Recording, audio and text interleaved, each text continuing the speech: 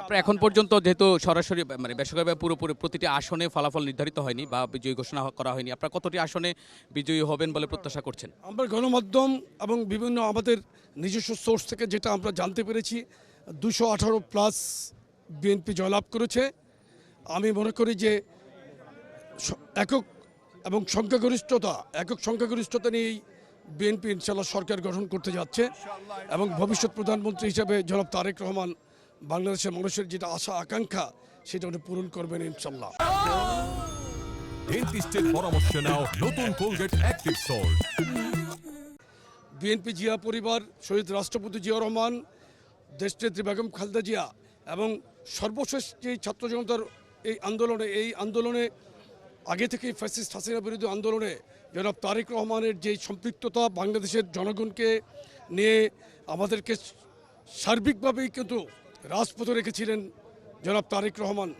BNP Jubodal, ছাত্রদল, স্বেচ্ছাসেবক দল সহ সকল অঙ্গ সংগঠন সকলকে ঐক্যবদ্ধ করে উনি এই সংগ্রামের নেতৃত্ব দিয়েছিলেন হাসিনা বিরোধী আন্দোলনে, যেটা সাধারণ মানুষ কিন্তু এটা বুঝতে পেরেছে যে দেশের প্রতি, জনগণের প্রতি এই বিএনপির কত ভালোবাসা, কত তাদের এই জনগণের জন্য যেই একটা দায়িত্বের জায়গা থেকে বিএনপি সবসময় কিন্তু এগিয়ে এসেছে।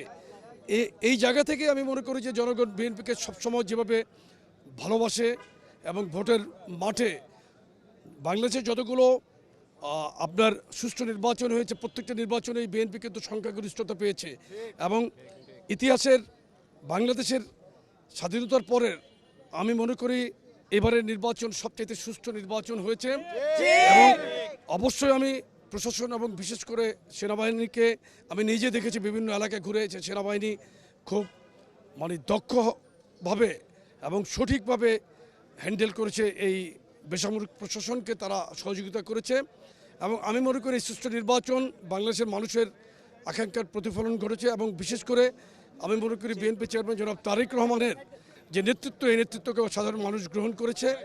আমরা সকলকে নিয়েই আগামীতে স্বনির্ভর বাংলাদেশ গড়ব ইনশাল্লাহ।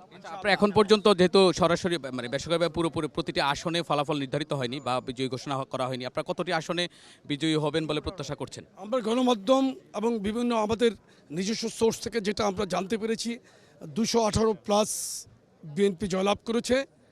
আমি মনে করি যে একক সংখ্যাগরিষ্ঠতা নিয়েই বিএনপি ইনশাল্লাহ সরকার গঠন করতে যাচ্ছে এবং ভবিষ্যৎ প্রধানমন্ত্রী হিসেবে জনাব তারেক রহমান বাংলাদেশের মানুষের যেটা আশা আকাঙ্ক্ষা সেটা উনি পূরণ করবেন ইনশাল্লাহ।